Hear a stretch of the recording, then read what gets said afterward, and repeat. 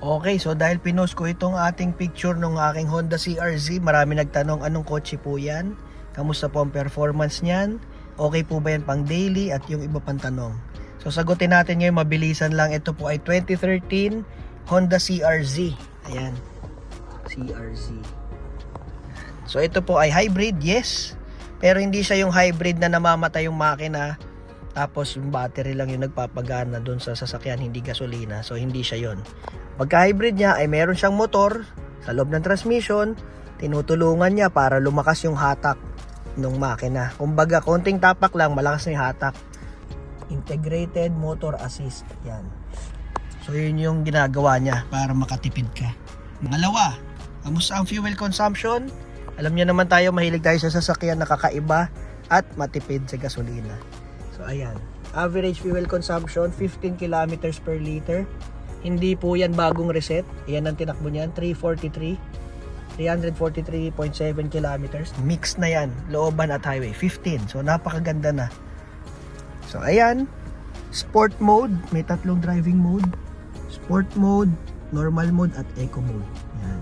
Meron siyang traction control. Yan, pwede mo i-off. May fog light, natutupi yung side mirror. Yan. May control sa manibela. Sa stereo, mayroon din cruise control at mayroon siya nito. Ito yung wala sa iba, Sport Plus. Kung gusto mo madagdagan yung hatak, biglang lalakas ang hatak niya pag lumabas dito, S Plus ready. Pindutin mo lang yan. Makikita mo, lalakas bigla yung hatak mo. May extra power na ibibigay sa iyo. Tapos, ito po ay fresh, kaya ako rin to nagustuhan. Imagine, mga kaibigan, 2013 model. Pero ang mileage na original ay 23,000 lang.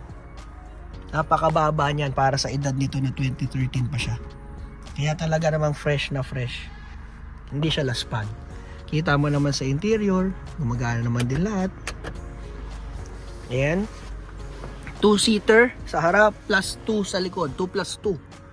Ayan. Tapos pwede mo pa siyang paluwagin. Kung wala ka namang kasamang bata.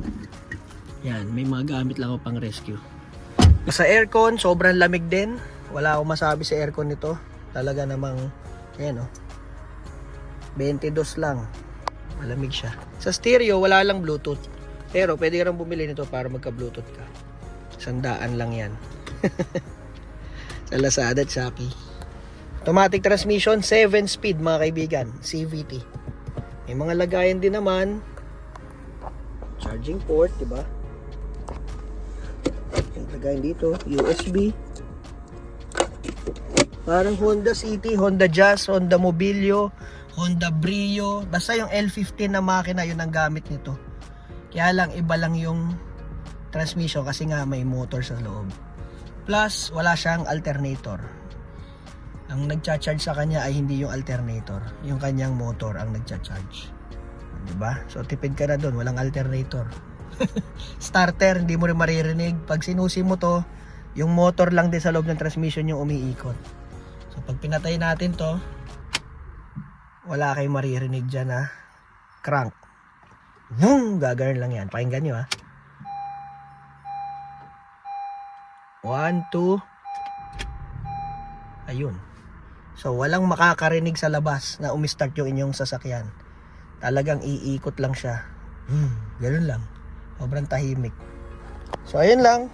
Yun muna ang ating basic review. Hindi naman tayo expert dito sa CR-Z, pero nga pala mayroon nga pala tong paddle shifters.